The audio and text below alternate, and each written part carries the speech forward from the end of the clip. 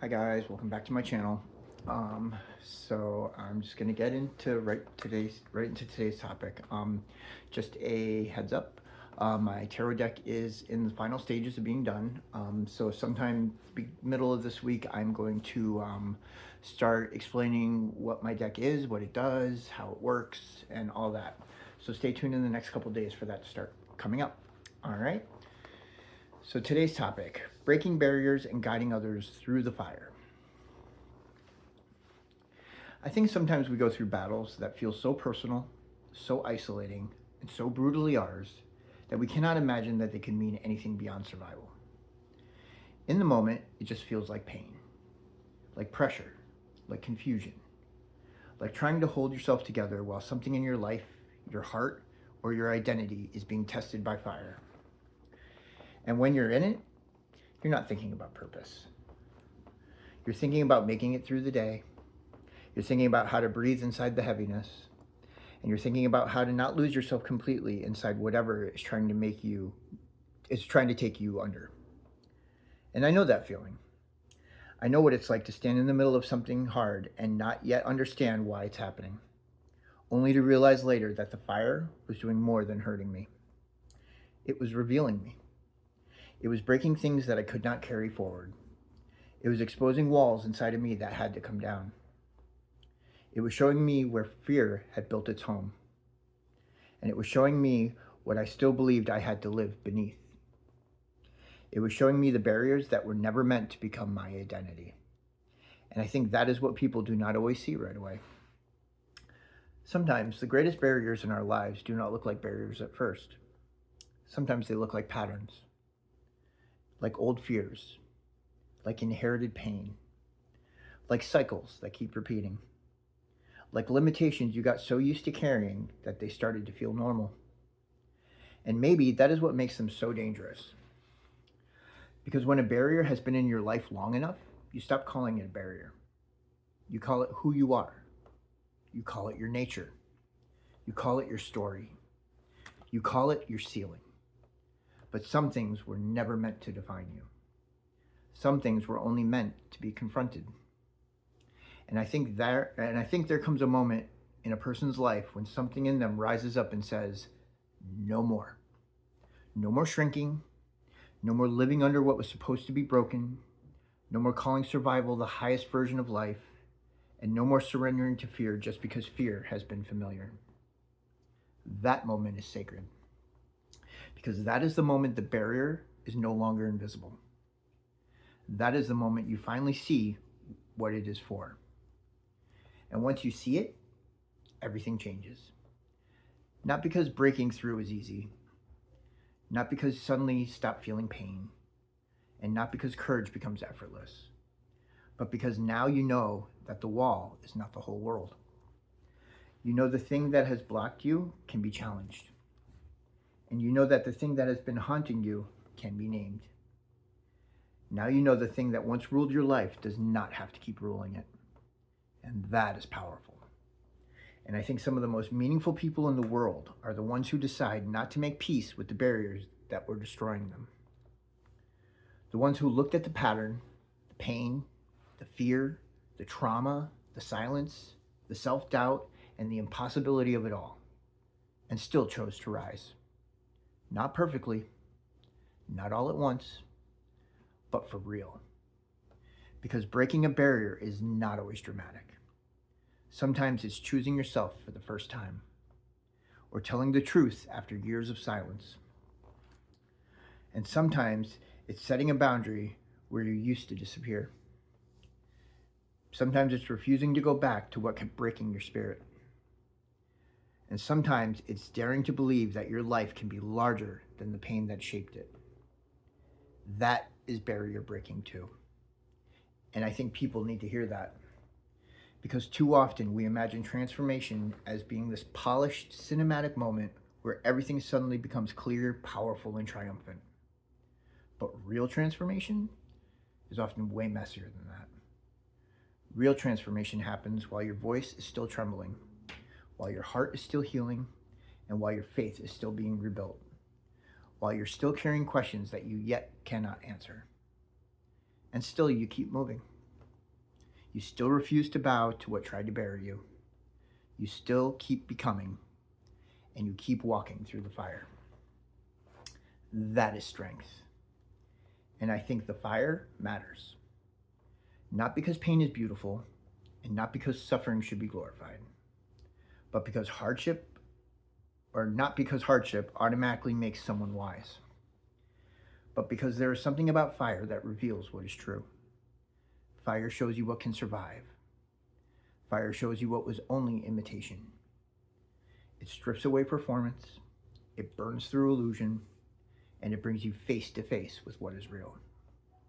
And if you let it, it can reveal a version of you that is deeper than fear.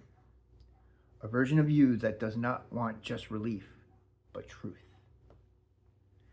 And that is where something shifts.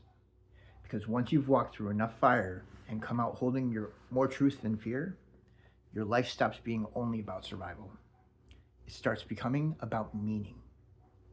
You start realizing that the things you had to fight through were not only breaking you open, they were teaching you how to see, how to discern, how to endure, how to keep your heart, and how to tell the difference between what is meant to refine you and what is meant to trap you. And once you learn that, you become dangerous to every barrier that told other people that they could never get free. Because now you carry evidence. Evidence that walls can fall, cycles can break, and fire does not get the final word. Evidence that there is another side to the darkness. And that matters. Because people who are still trapped inside their own fire need more than advice. They need witness. They need to see someone who has bled, grieved, doubted, fallen, risen, and still kept going. And they need to see someone whose voice carries truth, not just theory. And they need to feel that they are not being spoken to from above, but from across. From someone who knows the terrain. And I think that is what guidance really is. Guidance is not perfection. It's not pretending that you never struggled. And guidance is not becoming unreachable. Guidance is carrying light honestly enough that someone else can find their footing by it. It is saying, I know this place hurts. I know this place is dark. I know this place makes you question whether you will ever become more than what happened to you. But I also know that that is not where your story ends. That is guidance. It's not rescuing people. It's reminding them that they're still reachable. It is not carrying them forever.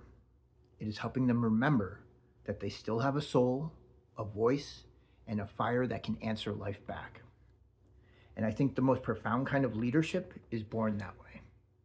Not from ego, not from image, not from wanting to be admired, but from having suffered enough honestly that your compassion became real. Your clarity became real. Your calling became real. Because when you've broken barriers in your own life, something changes in a way you speak. You stop speaking only from information. You speak from embodiment. And people can feel that. They can feel when your words have been earned. They can feel when your encouragement has weight behind it. And they can feel when your message carries the authority of someone who had to live it and not just say it. That is powerful. And maybe that is the deeper reason some of us have to take a walk through what we've walked through. Not because we suffered, we deserved the pain. Not because the suffering was fair.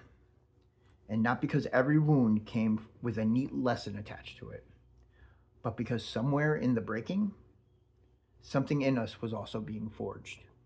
A voice, a vision, a deeper courage, a capacity to guide with sincerity, and a mission that only became visible after the illusion burned away. And I think sometimes the barriers we break are not only personal. Sometimes they are generational, emotional, spiritual, and sometimes they're the kind of barriers that have lived in families, communities, identities, and inner worlds for so long that nobody ever realized that they could be questioned. Until someone does. Until someone says, this stops here.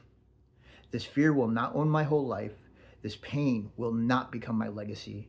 And this silence is not going to be the final language of my story. I will not only survive this, I will transform this. That is holy to me, because that is how cycles get interrupted. That is how healing becomes larger than one person. And that is how a private battle becomes a public light.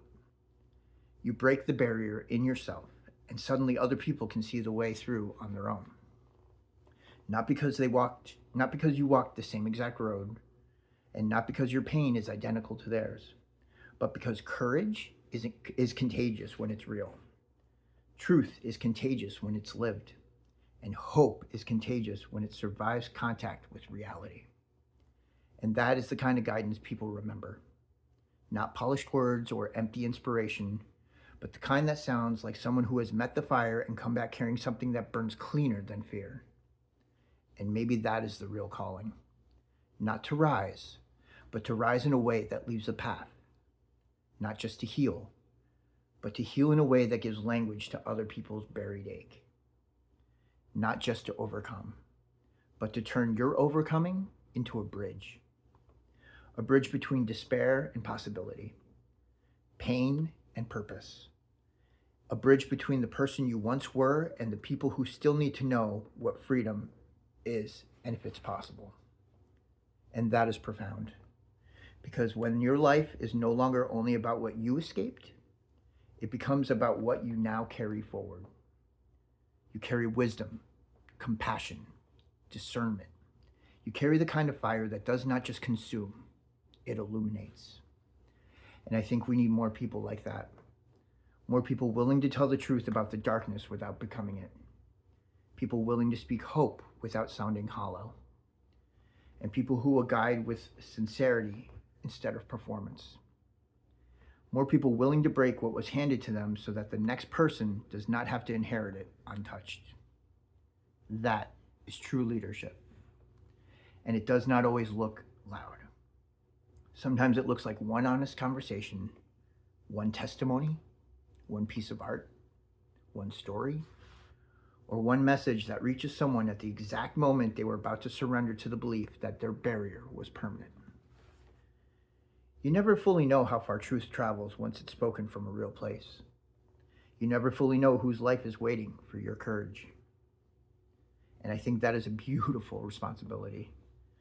To realize that your healing is not just about relief, it may also be about assignment. Your breakthrough may be someone else's permission. Your honesty may be someone else's doorway. Your refusal to give up may become the evidence another person needs that they do not need to die inside the same wall that almost buried you. And that matters. So if you're in a season right now where you feel the fire, where you feel the resistance, where you feel the weight of the barriers in front of you, I just want to say this clearly. Do not underestimate what is being formed in you. Do not underestimate your courage. Do not underestimate what your courage is making possible. Do not underestimate the meaning of the walls you are refusing to bow to. And do not underestimate the way you fight for truth, because one day that might become someone else's roadmap out of the darkness. Because sometimes you're not just breaking through for yourself. Sometimes you're breaking open a path. And one day someone's going to walk that path because you were brave enough to keep it going when it could have been easier to surrender. And that is not small. That is legacy. So maybe the barriers in your life are not there to tell you who you are. Maybe they are there to reveal who you become when you finally decide that they don't get to define you anymore. Maybe the fire is not the end of your story. Maybe it is the place where your voice gets forged, your vision gets clarified, and the place where your pain stops only becoming pain and starts becoming a lantern. Because once you've walked through the fire and kept your soul, you do not just carry survival, you carry light. And that light matters. It matters to the people trapped in the dark. It matters to the people still staring at the walls that they think will never fall. And it matters to the people who need to know that barriers can break, cycles can end, and that what tried to bury them does not get the final word. So break the barriers, tell the truth, keep the fire, and when the time comes, guide others through it. Because sometimes the deepest purpose is this: to become living proof that what once looked impossible can be overcome. Some of the barriers you had to break were never just about your freedom. They were also preparing you to become a light for the people still trying to find their way through the fire. Thank you, guys. So, as always, please feel free to leave a comment if this resonated with you, or if you agree with it, or even if you don't. I'd like to hear back from you, because that helps me grow in what I'm talking about as well. So, thank you again. I want to thank my family, my friends, everyone who watches this channel. I do greatly appreciate it. And remember what I said, so stay tuned for the next couple of days. I'm going to start releasing my Phoenix Rebirth Cycle Tarot and explaining how it works, what it does, the philosophy behind it. And yeah, so have a great day, guys. All right. Thank you.